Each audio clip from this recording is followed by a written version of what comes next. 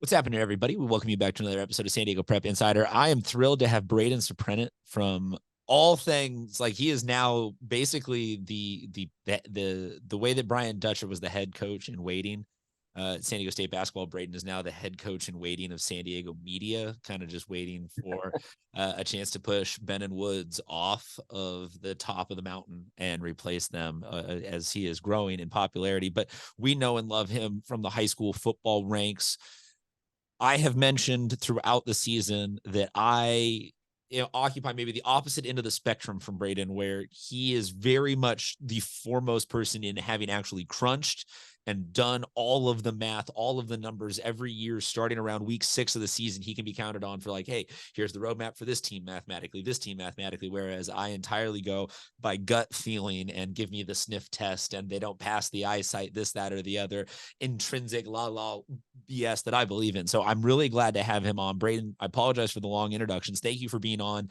Let's start, though, with the top 10 that we were talking about. You and I got this discussion going based off of my saying, hey, maybe the way that we do just kind of the concept of top 10 is not really relevant given what the end product is here, and Cathedral being one of the lenses through which we look at that.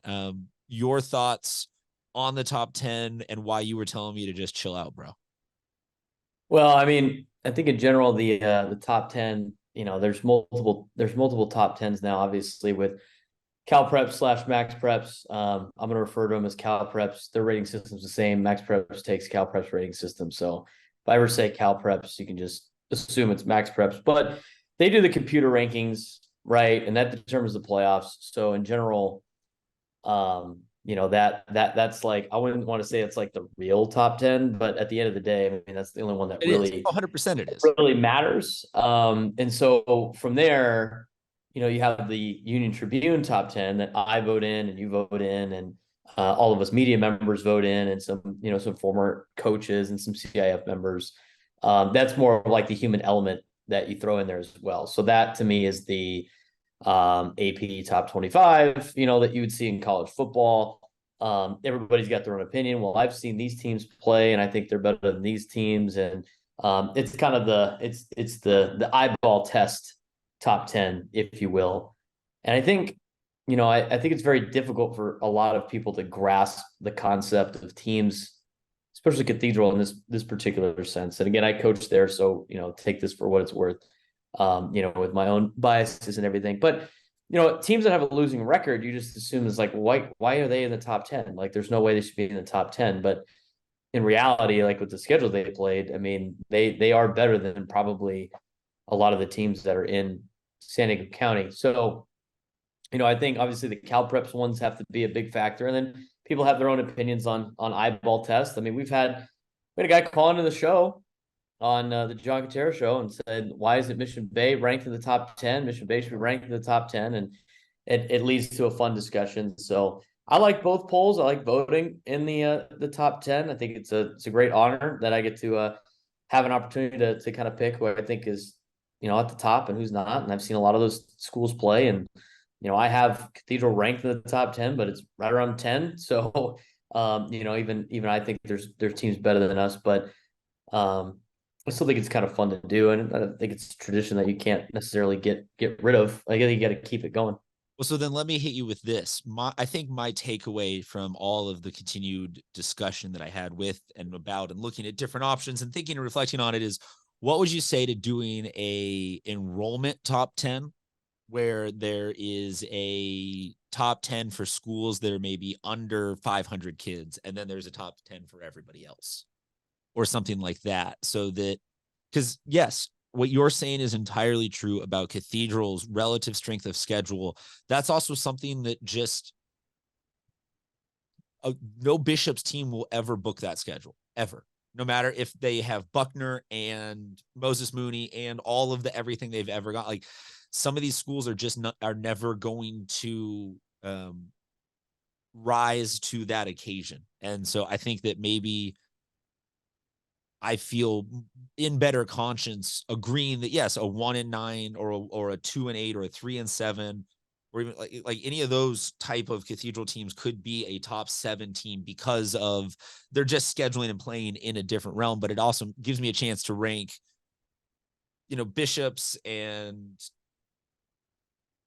Hoover, and I don't know all of the public sizes, but I know that some of them are getting smaller and smaller. So maybe it's not 500, maybe it's 750. But does something like that dilute it too much? Does it make it too fair play, or could you buy into some sort of Well, differentiation? I mean, I think eventually, I mean, you start getting to a point where everybody's just getting ranked, just to kind of please everybody. I mean, to me, if you want to take the top 10, and say these are the top 10 teams in San Diego, these are the top 10 teams in San Diego, regardless of what their enrollment is, regardless of, how good they are. I mean, there's a lot of schools that are 7-1, or 8-0 that are off to great starts that are really good for their division. To me, I think their recognition is, they understand that they're the best team in D3 or D4 or D5 or whatever it may be, and you get the 1 seed, and if you win that division, that's ultimately what matters at the end of the day. And then, there are some times where you'll get like a D2 school that's in the top 10, but the thing that's different now is, the divisions are set up based on how good you are. So theoretically, like, there should never be a non D1 school in the top 10. There really shouldn't. Or it Because should it's be whoever's how, win D2. unless you have a really good class one year, right? Because again, it's like, we'll take like Del Norte, for example. They've had some bad years in the past. The team this year is really good. I think they could beat a lot of D1 schools.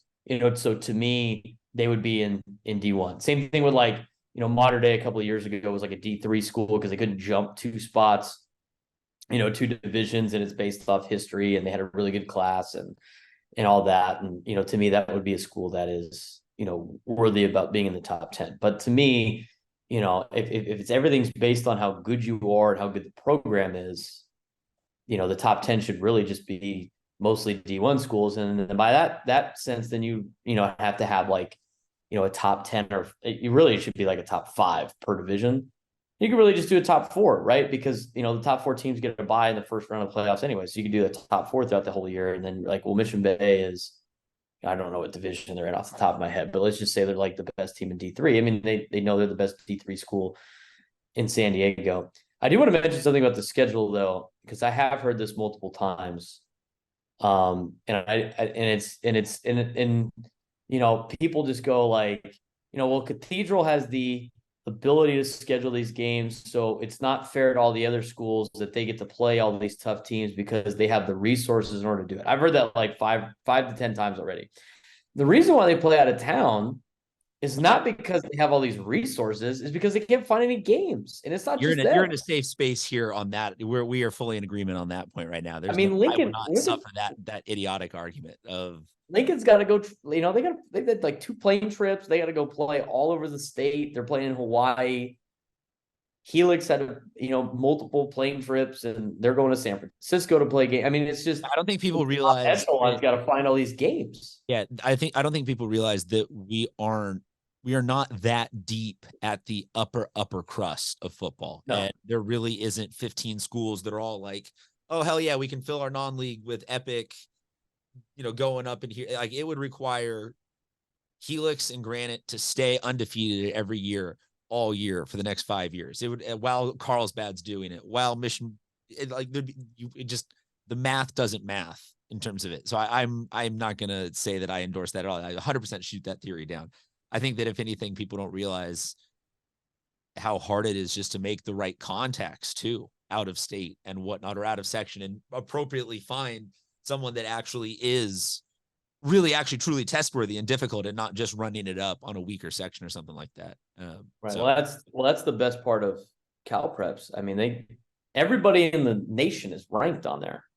So you find games that are ranked on there, but scheduling to me is fascinating because it's like there's a lot of the big schools are already trying to play each other, and not all of them want to play each other in non-leagues. You have all these schools that have to go out of town instead of playing in town, and the leagues are getting smaller because, and you mentioned it, there's not enough of the quote super teams, if you will, to go around where they basically just need their own league, which I know that's a lot of red tape that's been thrown around as an idea, but We're a you can't. baseball city, unfortunately. People don't realize that. That's where we're like ridiculous. Our high school mecca is baseball. We have tons and tons and tons of that talent. Not necessarily so much in the football side. You talk about the national rankings. You've talked about playoff implications of like a D2 team up in the rate. So let's talk about the playoffs. I have had a lot of people throw out a lot of ideas we need to fix it this way. We need to fix it that way. You look at the numbers really, truly, thoroughly, in-depthly, like I mentioned. So let me start with, based off of numerically how things kind of always wind up, are you happy with the playoff system, or are you somebody that is in favor of some tweaking of it? I think there needs to be some tweaking. I think how they seed it is perfect. Cal Preps has been undefeated in determining the seeds, and people complain, well, the lower seeds never win. Well, if you fill a tournament out, if you fill a bracket out properly and you seed it properly, the one should play the two in the championship. That's why they're the number 1 and 2 seed. I mean, it's not as fun, right? If you don't have any like major upsets, like if an 8 seed beats a 1 seed, that's kind of cool. And it's entertaining, but that's not, realistic, right? I mean, if the whole goal is seeding it properly, which is what everybody's goal is, then Cal Prep's making sure the top 4 all the time we're winning is how it should be. So I'm a big component of, you have to have a minimum of 8 teams in a playoff. I think that needs to be the case. I mean, winning one game going to a championship is not a playoff. It's not a playoff in my opinion. I hate the 4-team open. I think it should be 8 teams, and and that might be controversial, whatever. But to me, it's got to be an 8-team playoff. And you know what? If you got the 7 seed, to me, being in the open division playoff, again, this might be controversial. Being in the open division playoff is worth more to me than winning a D1 championship. Because when you win D1, you're really, and you take the 14 playoff of the open. If you win D1, you're 5th place. You want a 5th place trophy. You're not first place in anything, because they took 4 schools that were the best out of your division and they played their own bracket, and then you came in 5th. And I'm not saying it's like easy to do, right? I mean, you still want a quote. Those are the rules, and if you win a championship. Go ahead, raise the banner. But at the end of the day, everybody knows you came in 5th place. So that might seem kind of harsh, but for me, I would completely get rid of the open. I mean, I don't know why it's called an the open division. You're just taking the best 4 teams from D1. It's not like, to me, if you're going to have an open division, have a committee that picks 4 teams that you think are the best 4 teams. And then like, if you get, and I'm not saying Del Norte's this year's worthy of being in the open, but let's just use them as an example, right? Because they're doing really well in D2. If they have a great class, right? They got a great senior class, got a great team, their previous years prevent them from being like an open contending team. A team like that, if you think they're good enough to be in the open, then you should, it shouldn't matter what division you're in, but that's not how it is. So to me, I'd get rid of the open. I'd still seed everything through Cal Preps. I think they do the best job of doing that. In every division, there's 5. Well, I guess there's 5 AA now, whatever you want to do.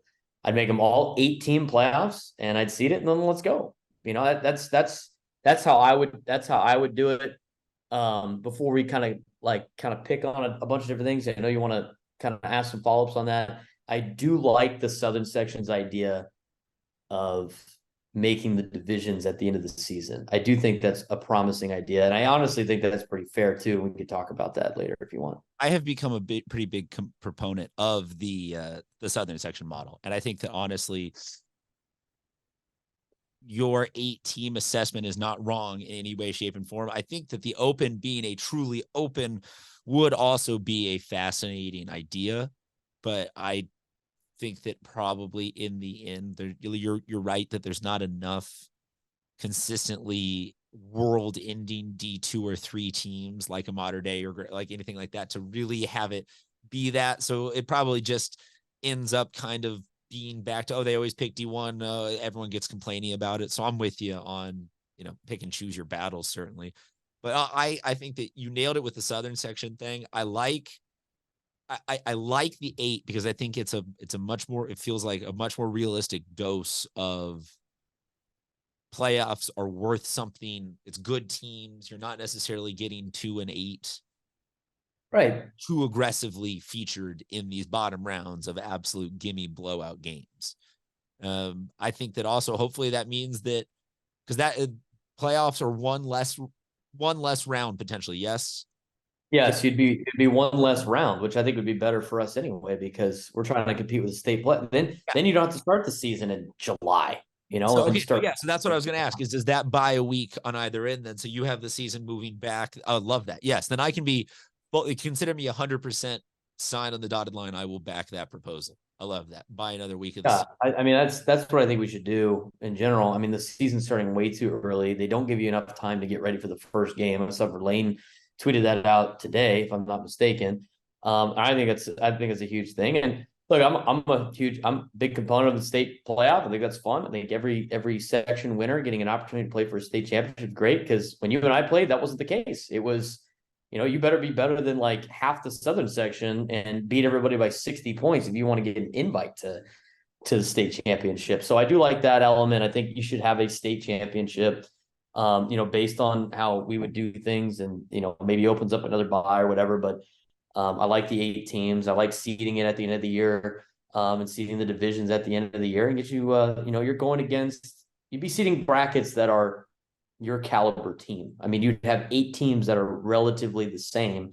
And I think it'd be for a great playoff system. I think it'd be fun games. I think your matchups would be great. I mean, so many blowouts right now in high school football in general. And, we could do an entire podcast on the fact that there's way too many high school football teams in San Diego. And, there's with the depleting numbers, that's a big reason why, some of our games are so lopsided. And, that's always a fun discussion. If you had one team per community or like area, and you combined a couple of high schools and had one team, and kind of boost the numbers a little bit, all of a sudden you'd have, a lot better teams. Because the other thing is our enrollments at every high school in San Diego are super small. I mean, even like our biggest schools, like 3,000 kids.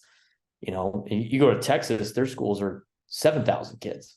That's a huge difference in numbers, and it's a huge difference in linemen, and you could play the whole enrollment game, but all of our enrollments are super small as compared to when, even like the early 2000s, we didn't have nearly as many high schools, and they were a lot bigger, and you had a lot more kids playing, because you had these factory high schools. Now, it's great for academics. So you can't really knock all the high schools, because with the enrollment size, I mean, for parents and kids that getting an education, it's great. But from an athletic standpoint, you get to those like teams that have 20 kids in the entire program. They only have one team, and that to me is disheartening. And I think it sets up an unfair, look for some kids that play football at like a small school. And, that might actually deter more, kids from playing football at other schools. I think you're speaking uncomfortably to what the probable future is for certain chunks of schools, if not all schools, to form more regional based teams, co-ops, whatever you want to call it. Because some things that used to be reserved only for, oh yeah, it's Francis Parker, of course they have a small roster, is now rampant throughout a lot of programs where you're there on a Friday night and you're like, wait, Crawford has Or 20 guys. or their team, Yeah, right? where is everybody? And you're like, nope, that is everybody. And you're like, well, what about their JV team? And they're like, their JV team has less. Like, how is that possible? Some of them, you come in here and they're like, nope, no JV team this year, just the varsity. Had to pull everybody up into one in ways that would blow the minds of coaches at that same school, not but 10 years before, like you said, when enrollments were 300 higher, let alone the 2 or 3,000 higher. Look at you could drive down, I forget what road it is, down in South Bay. There's like 4 high schools off the same road. I mean, you got Otay and Bonita and Eastlake and Modern Days down the street. I mean, if you just combine the 3 public schools, how good is that South Bay team? You know what it is? It's like that Sweetwater team back in the 80s that was You just could do the dominating South all Bay. these great South Bay schools that were out there. South Bay There's like 1,000 South Bay teams. Yeah, you could do the South Bay almost into like 3 regional. You could do that one that you said. Then you could do Sweetwater, Hilltop, like Sweetwater, Hilltop, Chula, and then like Castle and Mar Vista. and San Ysidro, like you could come up with some decent schools that you'd be like, all right, there's like 80 kids on that roster. They got a good lineman. They got two good linemen. They got two good running back. Like it would be deep Mhm. and it would be competitive, and that would be fun. And that would compete. And then, I think maybe a lot of those kids would stay home too. You never know. I mean, if they got a lot of numbers and good program and they're winning a lot of games and, it'd be a lot more balanced. I mean, you just look at like Del Mar Heights, where there's 3 high schools on one street. And I know one of, well, I don't really know it at the CCA, a charter school, but you got Torrey Pines, you got Cathedral, and you got CCA. I mean, it's 3 high schools on one street. And ultimately, not too much further down is Westview. I mean, Yeah. And Mount Carmel is down the street from them. Yeah. Like Del Norte. Del Norte is in that area. Yeah, that stretch has become very diluted with, as you said, the academics win out, and that's great. We love everybody getting a good education, but damn it, we want some good football. Well, that's like the I don't want to go on a tangent, but that whole Poway Unified School District, I mean, used to get some pretty, really good teams out of there. And I think it's trending in a better direction. But you got Rancho Bernardo and Poway and Mount Carmel and Westview and Del Norte all competing for the same kids. Like I live over in Scripps Ranch and Stonebridge is over here, which is technically considered Poway. That's Mount Carmel's district. And like those kids in Stonebridge, it's like equidistant between them and Poway High and them and Mount Carmel. I mean, all those schools are competing for the same kids. Whereas let's just say you don't have Del Norte, and I'm not saying eliminate Del Norte, but if you just didn't have Del Norte, I mean, all those kids would be going to all these other schools would benefit. You have so many schools with so many teams. It's really diluting the numbers. Yes, if you put Ty Olson on Rancho Bernardo or Poway or something like that, and you put Jack Schneider on someone like, yeah, those would be combine Rancho Bernardo and Del Norte this year. How good are they? Yeah, they're legit, right? Right, D1, they're probably in the top 10. Yeah, and no, it's interesting that you bring all that up because it to me though speaks to the at some point like that divide's going to keep happening where either we're going to get down to schools are really small and really not elite, and that's why my thought to kind of bring the loop fully circled was, maybe some of these schools just aren't really in it to be like in it for athletics anymore, so we have to consider them in this lower, smaller, lesser, if you will, tier of top 10 that you still clap it up for, because yeah, it's you look at some of this and you're like, I don't know how that program is gonna reverse long term. Like even with, I would be super curious with like Hoover right now and Will Gray. They're really good. They're really, really good. They're fun to watch. How long is that going to translate into continued growth in numbers? Will 20 more kids a year come out? Will 10 more kids a year come out? Will 5 more? Like, is that going to be 1 year of numbers and that's the only external blip? right. Like, that's a school that could really benefit from it, and they're really good right now, and it should hypothetically, like you're saying, lead to a positive feedback loop. Well, Of combine them, San Diego High and Crawford. and It's that'd a be lot different of a team. It's a lot different of a team. with how good Saratri has already been as a running back for Hoover. If you added in just more depth and size on that offensive line and 2 more good receivers to buy him some space, he'd be well past 2,000 yards right now. Right. Yeah. No, I'm with it's you. very interesting topic of discussion, but it's got to go back to the playoffs and leagues and stuff. I mean, it's a lot of things that you could do. I mean, I think it's a lot of fun stuff you could discuss. I'm all about, kind of making all that stuff up. I do it in my free time because I'm addicted to sports and everything. But, again, I go with the 18 playoffs and, with the divisions and, we'd have 6 divisions with Division 5 AA, eliminate the open and then go, 8 per, and let's let it ride and let's see how it goes. And I think eventually we're going to go to what the Southern section does, because usually whatever the Southern section does, it usually goes for the rest of the state of California. So I think it's only a matter of time before you start seeing the Southern section style of playoffs be down here in San Diego. I think it'd be better for I think the matchups would be great. Well, I think you look at like right now, we've talked to Norte a couple times, but Mount Miguel is also probably the case in point school for that being a successful way to do the playoffs, is that version would see them, I'm assuming, closer up to Division 2 or 3 type playoffs as opposed to Division 4, where they are just locked in this year to be the D4 playoff. I'm going to say favorites unless you have seen anything drastically otherwise. I think that they have shown that they are the favorites this year. So yeah, they would get a little bit more competitive balance come playoff time. Well, if you're looking at it right now, I just pull up the CalPERS rankings. And again, there's a couple of special rules in the Southern section, so it's not like 100% cut and dry, like 1 through 8 or whatever. I forgot what like the little rules are for like the top division of. They're always There's like certain rules where it goes from 12 to 16 or whatever it is, but they have so many schools that they could do 16 per. But your Division 1 or your top bracket, you can name it open, whatever you want to do, would be Lincoln, Carlsbad, Helix, Granite, Mission Hills, Torrey Pines, Cathedral, El Camino. And then D2 would be LCC, Del Norte, St. Augustine, Mater Dei, San Marcos, Madison, La Jolla, and Poway. So that's like a mix of D1s and D2s. And then your next division, RB would have the 1 seed in D3. And it would kind of move up and down, obviously, based on some of those rankings. But those are all teams that are like evenly matched that, would be playing for a championship. The playoffs, I think the playoffs would be really good. I love that.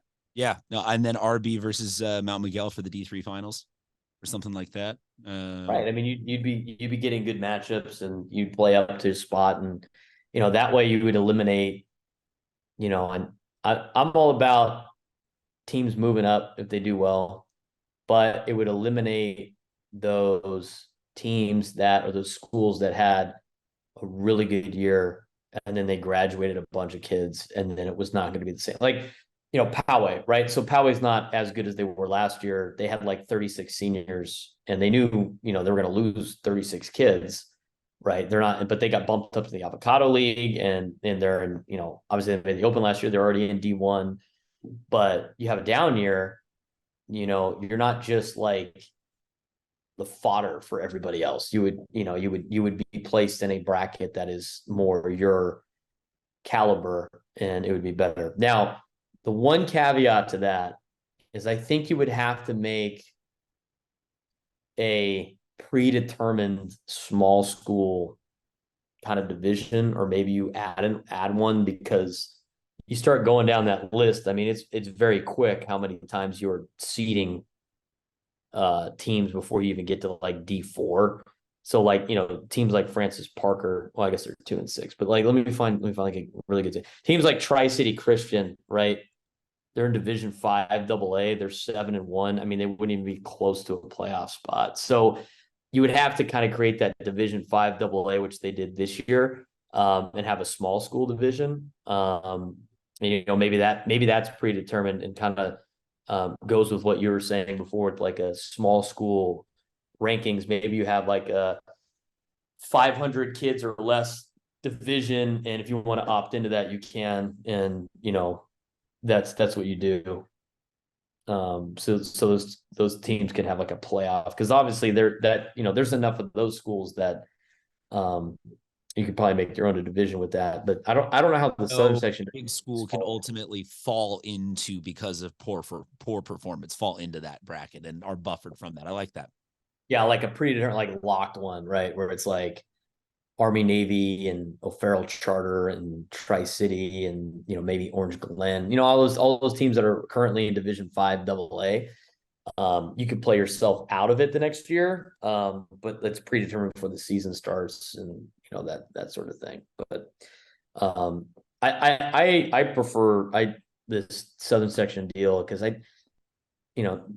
when you go like 2 and 8, even if you're playing really good teams, I mean, there's really no reason to be in the playoff. I mean, look at us, like a Cathedral, like we're 3 and 6. It's just we've played a lot of good teams, right? We've lost by 1 possession in a lot of them. But like, to me, like if you had that system right now, we would be, I think we're the 7 seed, so we'd be battling for a playoff spot. And to be honest with you, for 3 and 6, you should be battling for a playoff spot, not sitting there going like, well, what playoff game are we going to get? Yeah. And I think that gives, I think that brings a lot more to the regular season. The one thing that I've thought about in the past that I don't know why we haven't done yet.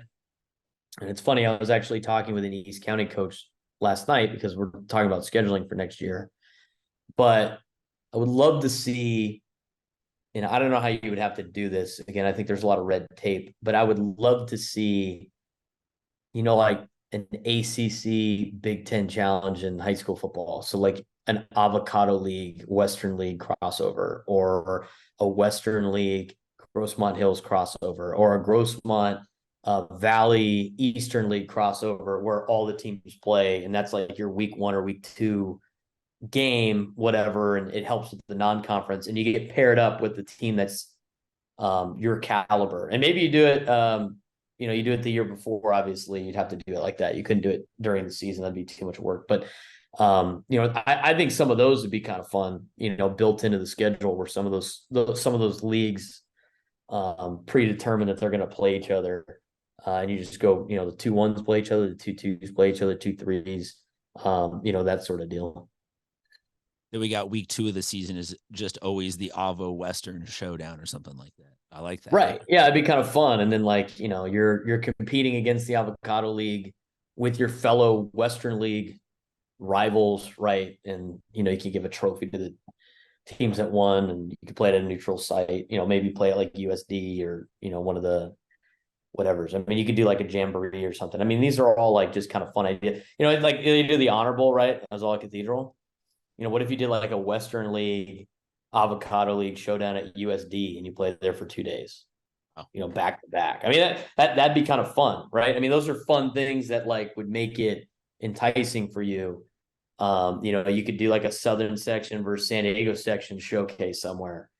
It would be kind of cool, like our best 5 teams against just 5 Southern section teams. Because obviously, do the league thing you're saying that way. Do the Avo versus Harbor League or something like that. Yeah, it'd be kind of fun. Especially for a lot of these leagues that, if the city conference decides that the Western League's only going to have 4 teams because that one school that's unfortunately had to be the sacrificial lamb the last 5 years has been a different school every year. This year it's UC. Last year was Scripps Ranch. The year before that was, I think it was Point Loma. Maybe Point Loma did it once. Christian did it once. Like all La Jolla did it once. If they decide to do that, I mean, the schools that are already hard, like it's difficult for them to find games. Cathedral, Saints, Madison, Lincoln would have to add. They'd have to have 7 non-league games. Why don't you make it, against the Grossmont Hills, who might be cutting their league down back, because that was a league that only had four teams, right? And then you could do, right now it'd be Helix versus Lincoln, Granite versus Cathedral, Madison, Steel Canyon, who already play each other, and Saints Grossmont or whatever. You could do it any way. And it's a built-in game that you don't have to worry about finding all these out-of-town games. And you do a couple of those and everybody's set with games and you're playing against a team that's your caliber. I mean, that to be kind of fun. And, obviously money needs to be involved in order to play at like a place like USD, but I think it'd be a great opportunity, not only for USD to host a bunch of games, but, for high school kids to go play at a big stage. You can call it like a bowl game and you play back-to-back varsity games. Make your life a lot easier covering high school football. You can sit there for one day and cover 3 games. It'd be great. This is making me think that we got to get this done. We got to figure out a way. Where there is a will, there must be a way. Someone has to want to sponsor that. I mean, that'd be cool at Snapdragon too. I mean, obviously that costs a lot of money, but you have 4 games there on early in the season before the Aztecs start their year, so you don't have to worry about field usage. And you bring all these high schools in, and you got to do a better job of filling Snapdragon the Open Division Championship too. What? Yeah, I missed that. Sorry. So we got to do a better job of filling Snapdragon when we're there too, like at the Open Division Championship. Yeah, that's like,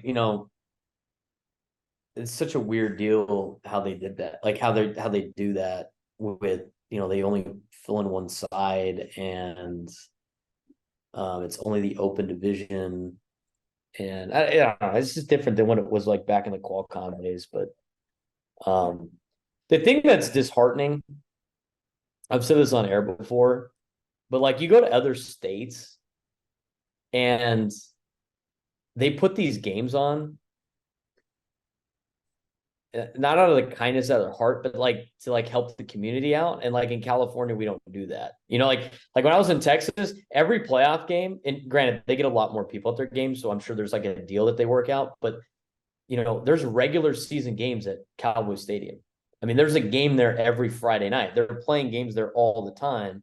And I'm pretty sure when I did the tour, it's like they're not paying a lot to do that. It's like they just open it for them.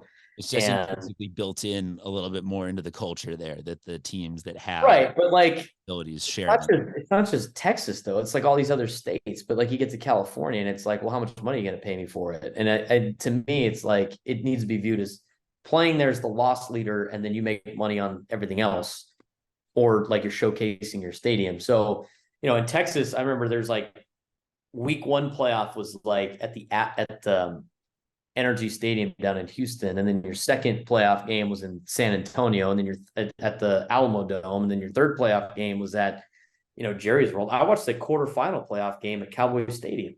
That was a quarterfinal game. You know, it's like they played the state championship like at the Cotton Bowl or something, you know, that year. And you know, we can't get we got too many people trying to use it as an opportunity to make too much money when the reality is you should be trying to get as many kids to play in your facility as possible. I appreciate that. I unfortunately am running low on time. So any last thoughts that you want to get out there? And I will remind everybody that you need to check out everything that Braden is doing with both his Coach Quintero show and his podcast for 97.3. They are one of the absolute must follows for high school football news throughout the season. Anything else you got before we say goodbye? No, we do the podcast live, kind of like a Spaces thing. Then we post it. So if you want to tune in on Twitter tomorrow's Thursday. Yeah, around 7:00. Well, Jeff and I will be talking. You can chime in if you want. If not, we'll keep it posted. Any type of high school football questions, you can shoot me a thing on Twitter or X, whatever the hell it's called now, at @B_SURP. And No, love that ball. I Artist can't call it. formerly known as. Formerly known as, exactly. It's glad your coverage throughout the whole time. But I appreciate the time, Christian. It's good football talk, and hopefully get the ball rolling on a lot of different stuff. All righty, everyone. Thank you very much for tuning in. We'll talk to you guys next time.